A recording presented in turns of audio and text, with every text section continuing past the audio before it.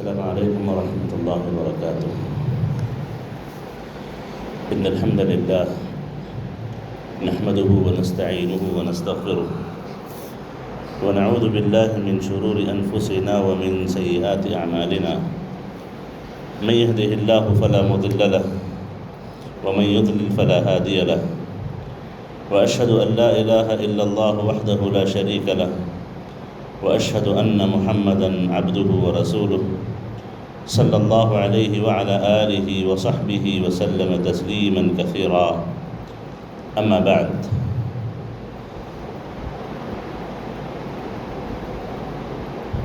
معزز حاضرین، انشاءاللہ آج کی رات سے عشرہ اخیر رمضان کا شروع ہونے جا رہا ہے. آج 21ویں رات ہوگی انشاءاللہ تعالی، اور نبی کریم علیہ السلام کی زبانی طاق راتوں میں شب قدر کے ہونے کی امید زیادہ ہوتی ہے، تو طاق راتوں کا آڈ نائٹس کا خاص طور پر اہتمام کرنے کا نبی کریم علیہ السلام نے حکم دیا ہے. اور شب قدر کی تلاش میں جو عبادت ہمیں انجام دینی ہے وہ قیام اللیل ہے، تراویح کی، تہجد کی، قیام اللیل کی نماز ہے، یہ وتر کی نماز ہے.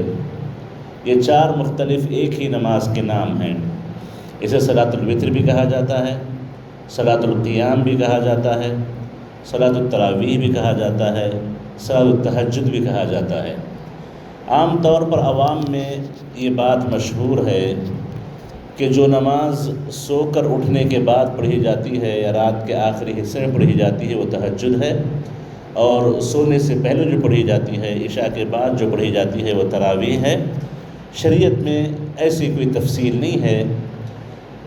بلکہ تراویح کو تراویح اس لیے کہا جاتا ہے کہ صحابہ کرام ہوں، تابعین ہوں، قیام اللیل اتنا لمبا کیا کرتے تھے کہ 2 رکعت کے بعد 4 رکعت کے بعد راحت لیتے، سکون سے بیٹھتے، اپنے آپ کو کچھ آسان آرام میں پہنچاتے، پھر اس کے بعد اٹھ کر کے بڑا لمبا ٹھہر جاتے تھے. نبی کریم علیہ السلام کی نماز کو اگر آپ دیکھیں، اللہ کے نبی علیہ السلام کی نماز بڑی لمبی ہوا کرتی تھی. ایک صحابی کہتے ہیں غالباً عبداللہ بن مسعود رضی اللہ تعالیٰ عنہ، ایک مرتبہ میں اللہ کے نبی کے ساتھ قیام اللیل کے لیے ٹہر گیا، رات کی نماز کے لیے ٹہر گیا. آپ نے سورہ بقرہ شروع کی، سورہ بقرہ آپ نے ختم کر دی. سورہ نساء آپ نے شروع کیا، سورہ نساء آپ نے ختم کر دیا. سورہ آل عمران آپ نے شروع کیا، سورہ آل عمران آپ نے ختم کر دیا. یعنی تقریباً سمجھیں کہ آپ نے 5 سے 6 پارے پڑھے، اور کہتے ہیں کہ اتنا لمبا آپ ٹھہرے تھے کہ مجھے برے خیالات پیدا ہونے لگے. برے خیالات سے مراد کیا ہے؟ اللہ کے نبی کو کھڑا چھوڑ کر کے میں بیٹھ جاؤں، بیٹھ کے نماز پڑھ لوں. اور نبی کریم علیہ السلام اتنا لمبا ٹھہرتے تھے کہ اللہ کے نبی کے پیروں پر سوجن آ جاتی، سوج جاتے پیر. اللہ کے نبی سے پوچھا جاتا ہے، اللہ کے نبی آپ کی تو تمام اگلی پچھلی خطائیں معاف ہیں، اتنی تکلیف آپ اپنے آپ کو کیوں دیں؟ تو نبی کریم علیہ السلام کہا کرتے تھے، افلا اکون عبدا شکورا، کیا میں اللہ کا شکر گزار بندہ نہ بنوں؟ اور نبی کریم علیہ السلام کا قیام بڑا لمبا ہوتا تھا. مائی عائشہ صدیقہ رضی اللہ عنہا کہتی ہیں کہ یصلی 4،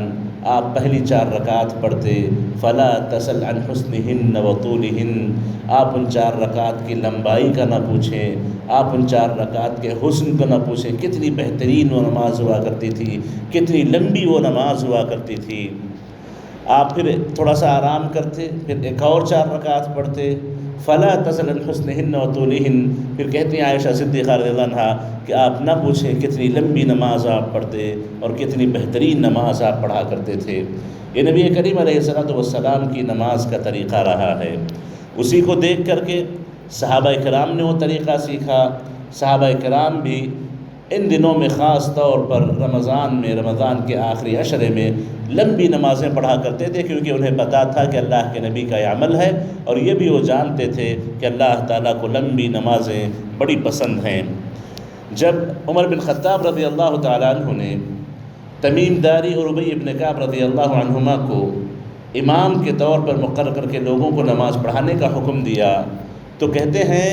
کہ اتنا لمبا وہ قیام کرتے تھے کہ صحابہ کرام تھک کر کے اپنے ساتھ جو لاٹھیاں ہوتی لاٹھیوں پر ٹیک لگا کے ٹہرتے، یعنی ان کے پیر ان کا وزن نہ سنبھال پاتے، ان کے پیر ان کا وزن نہ سنبھال پاتے، اتنا لمبا وہ قیام کرتے تھے، اپنی لاٹھیوں پر ٹیک لگا کر کے وہ نماز پڑھا کرتے تھے۔ اور کہتے ہیں کہ اتنا لمبا پڑھا کرتے تھے کہ جب نماز سے فارغ ہو کر نکلتے تو ہمیں ڈر ہوتا کہ کہیں ہماری سحری نہ چھوٹ جائے، کہیں ہماری سحری نہ چھوٹ جائے۔ تو معزز حاضرین، یہ ہمارے نبی کی، یہ ہمارے صحابہ کرام کی، ہمارے ائمہ کرام کی نمازیں رہی ہیں، ہم ان کی اقتداء کرنے والے ہیں، اقتداء کریں۔ باجماعت نماز پڑھے تو الحمدللہ باجماعت نماز پڑھنے کا ثواب بڑا عظیم ہے۔ امام کے ساتھ نماز شروع کر کے امام کے ساتھ نماز اگر ختم کرتے ہیں تو انشاءاللہ تعالی اللہ تعالیٰ مکمل رات بھر نماز پڑھنے کا ثواب اس کے حق میں لکھ دیتے ہیں۔ ہاں، باجماعت نماز اگر کسی مسجد میں عشاء کے فوری بعد ہو جاتی ہے تو آپ پڑھ لیں، پڑھ کے جانے کے بعد، وطر پڑھ کے چلے جانے کے بعد اللہ کے نبی سے 2 رکعت ثابت ہے، وطر کے بعد آپ 2 رکعت پڑھا کرتے تھے، جس کے تعلق سے آتا ہے کہ آپ اس میں سورہ زلزال اور سورہ کافرون پڑھا کرتے تھے۔ تو چونکہ آپ نے وطر کی نماز پڑھ لی ہے اور آخری نماز وطر ہونی چاہیے، بعض اوقات 2 رکعت ثابت ہیں، تو اس لحاظ سے آپ اپنے گھر پہ چلے جانے کے بعد، چونکہ آخری عشرہ ہے، بہت اہم راتیں ہیں، اس کے بعد آپ اللہ نے آپ کو توفیق دی تو اٹھ کر کے نماز پڑھیں، لمبی نماز پڑھیں۔ اگر آپ حافظ ہیں تو آپ کا حفظ آپ کے لیے کافی ہے، اگر آپ حافظ نہیں ہیں تو یہ بات بھی ثابت ہے کہ آپ قرآن دیکھ کر کے نماز پڑھ سکتے ہیں، قرآن دیکھ کر کے نماز پڑھ لیں، جیسی آپ کی قرأت ہو، جیسے آپ پڑھ سکتے ہو قرآن دیکھ کر کے آپ نماز پڑھ لیں۔ اور جن مسجدوں میں تاخیر سے نماز ہوتی ہے، طاق راتوں میں یا تمام راتوں میں، آخری 10 راتوں میں، تو آپ کچھ ایسے کریں کہ ابتدائی رات میں کچھ آرام کر لیں، کچھ سو جائیں تاکہ آپ کے بدن میں چستی پیدا ہو۔ ورنہ ہوتا ہے کہ انسان اگر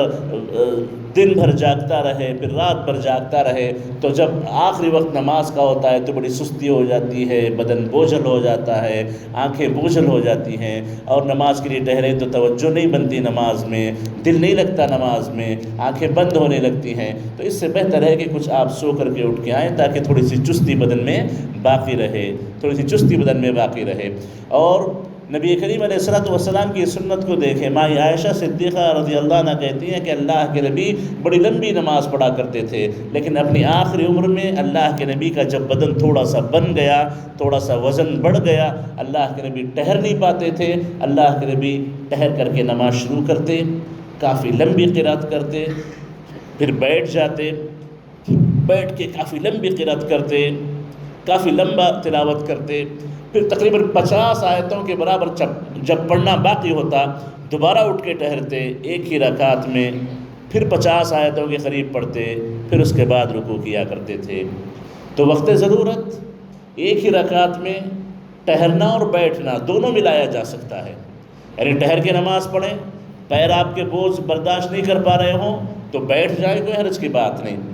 بیٹھ جائیں، کوئی حرج کی بات نہیں۔ یہاں پہ ایسا نہیں اللہ کے نبی صلی اللہ علیہ وسلم نے کہا کہ دیکھو جتنی طاقت ہے اتنا ٹہرو، باقی چھوڑ کے ہٹ جاؤ نماز سے، یہ نہیں کہا، یہ آپ کا عمل نہیں رہا۔ اللہ کے نبی کا عمل کیا رہا؟ آپ لمبی نماز کو پسند کرتے تھے تو آپ ٹہر کے نہ پڑھ پاتے تو بیٹھ کے پڑھتے تھے، نماز چھوڑ کے ہٹتے نہیں تھے، نماز چھوڑ کے ہٹتے نہیں تھے۔ تو معزز حاضرین، اس فقہ کو سمجھنا چاہیے، یہ سمجھ ہونی چاہیے کہ لمبی نمازیں خاص طور پر ان راتوں میں اللہ کو بڑی پسند ہیں، آپ ٹہرنا اور بیٹھنا دونوں جمع کریں۔ بعض اوقات ہوتا ہے کہ لوگ شرم کے مارے لوگوں کے سامنے بیٹھتے نہیں ہیں، یا جہاں لمبی نماز ہوتی ہے وہاں جاتے نہیں ہیں، یا پھر ایک اور غلطی عام طور پہ لوگ کرتے ہیں کہ جہاں لمبی نماز ہوتی ہے وہاں پر پیچھے بیٹھ جاتے ہیں، باتوں میں رہتے ہیں، اپنے موبائل میں رہتے ہیں، یا ہو سکتا ہے کچھ لوگ تلاوت کرتے بیٹھے ہوں، یا امام جو پڑھ رہا ہو قرآن میں دیکھ کے سن رہے ہوں، پھر جیسے ہی امام رکوع میں جاتا ہے سو بند کر کے دوڑ کے آ کر ہی مل جاتے ہیں، دوڑ کے آ کر کے رکوع میں مل جاتے ہیں۔ یہ طریقہ درست نہیں ہے۔ آپ یاد رکھیں، جس رکعت میں سورہ فاتحہ نہیں پڑھی جاتی وہ رکعت نہیں ہوگی۔ خاص طور پر جب آپ مسجد میں موجود ہیں، آپ امام کے ساتھ مل سکتے ہیں، آپ امام کے ساتھ نہیں ملے اس کے باوجود آپ ویسے ہی بیٹھے رہے، رکوع کے قریب آ کر کے ملیں گے، آپ کو پوری طاقت تھی امام کے ساتھ سورہ فاتحہ پڑھنے کی، پوری طاقت تھی، آپ کو وقت تھا، آپ کو موقع تھا، پھر بھی آپ نے نہیں پڑھا، تو ایسے اوقات میں، ایسے حالات میں ڈر ہے کہ آپ کی وہ رکعت مکمل نہیں ہوگی، گویا آپ نے صرف ایک رکعت پڑھی، گویا آپ نے صرف ایک رکعت پڑھی ہے۔ تو اس کا خیال رکھیں، اس کا خیال رکھیں۔ اور بعض لوگ کیا کرتے ہیں کہ لوگوں کے سامنے بیٹھنے سے شرما کر کے، ہو سکتا بدن موٹا ہو، پیر برداشت نہ کر پائیں وزن کو، ہو سکتا کوئی تکلیف ہو، کوئی بیماری ہو، ایسے لوگوں کو چاہیے چیئر لیں، بیٹھ جائیں یا نیچے بیٹھ جائیں، اور جب لگے کہ بیٹھ کے تھوڑا سا آرام ہو گیا تو اٹھ کے ٹھہر جائیں، پھر امام کے ساتھ رکوع کر لیں۔ بعض لوگ ان سب کو چھوڑ کر کے نماز ہی چھوڑ دیتے ہیں، جہاں چھوٹی نماز ہوتی ہے وہاں جا کے پڑھ کے نکل جاتے ہیں، یہ کہتے ہوئے کہ امام کے ساتھ ہم شروع سے اخیر تک پڑھ لیں تو رات بھر کے قیام کا ثواب مل جائے گا۔ معزز حاضرین، یہ طریقہ درست نہیں ہے۔ ہاں ضرور آپ کو قیام کا ثواب ملے گا، لیکن لمبا قیام آپ نے کہاں کیا؟ اللہ کے نبی اپنے بڑھاپے میں، جب آپ کا بدن وزنی ہو چکا تھا، جب آپ کے پیر آپ کا بوجھ زیادہ برداشت نہیں کر پاتے تھے، بہت لمبا نہیں ٹھہر پاتے تھے، تو آپ ٹہرتے، پھر بیٹھتے، پھر ٹہرتے، پھر رکوع کیا کرتے تھے۔ تو اس طریقے کو اپنائیں، لمبی نماز پڑھنے کی کوشش کریں، اور جب نماز لمبی ہوگی، قیام لمبا ہوگا، رکوع بھی لمبا ہوگا، رکوع میں سبحان ربی العظیم کثرت سے آپ پڑھیں، رکوع کی اور جو دعائیں کثرت سے آپ پڑھیں، اور جب اٹھ کے ٹھہریں تو اطمینان سے ٹھہریں، سجدہ کریں تو سجدوں کے تعلق سے آتا ہے کہ 50 آیتوں کے برابر اللہ کے نبی کے سجدے ہوا کرتے تھے۔ سجدوں میں آپ اپنی زبانوں میں جو اللہ سے مانگیں، سبحان ربی الاعلیٰ 3 مرتبہ کم از کم کہہ لینے کے بعد آپ جو چاہے اللہ سے طلب کریں، جو دعائیں آپ کو یاد ہوں دعائیں پڑھیں۔ ہمارے پاس ہزاروں مشکلیں ہیں، ہمارے لیے ہزاروں مشکلات سامنے ہیں، ہمارے پاس ہزاروں مسائل ہیں، وہ اللہ کے سامنے رکھ کر کے اللہ تعالیٰ سے دعا کریں، کیونکہ سجدے کی حالت کی دعائیں اللہ تعالیٰ زیادہ قبول کرتے ہیں۔ لوگ وتر کی نماز میں جو دعا ہوتی ہے اس کو بہت اہم سمجھتے ہیں، وتر کی نماز کی دعا کو بڑا مقام دیتے ہیں، اس کا بڑا اہتمام کرتے ہیں۔ اچھی بات ہے، اہتمام کریں،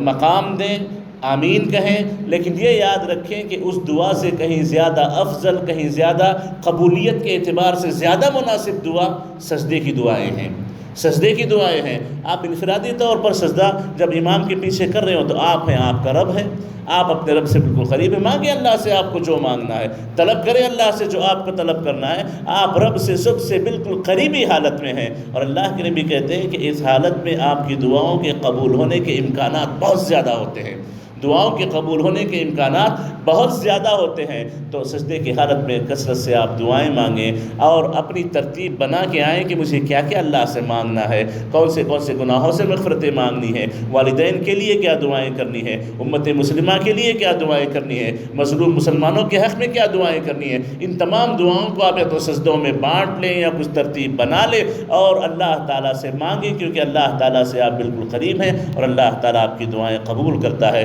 تو معزز حاضرین، اللہ تعالیٰ سے دعا ہے کہ اللہ تعالیٰ آج سے جو راتیں شروع ہونے والی ہیں ان راتوں کو ہمارے لیے بابرکت بنائے، اور ہمارے لیے شب قدر کی تلاش کا ایک صحیح راستہ ہمارے لیے اپنانے کی توفیق عطا فرمائے، اور اللہ تعالیٰ ہمیں شب قدر پانے والوں میں سے بنائے، ہم سے قبول فرمائے، جو کوتاہیاں جو کمیاں ہم سے ہو گئی ہوں اللہ تعالیٰ ان سے درگزر فرمائے، اور اللہ تعالیٰ ہمیں پورے ایمان و احتساب کے ساتھ عمل کرنے کی توفیق نصیب فرمائے۔ آمین۔ وصلی اللہ وسلم علی نبینا محمد وعلی آلہ وصحبہ اجمعین۔ والسلام علیکم ورحمۃ اللہ وبرکاتہ۔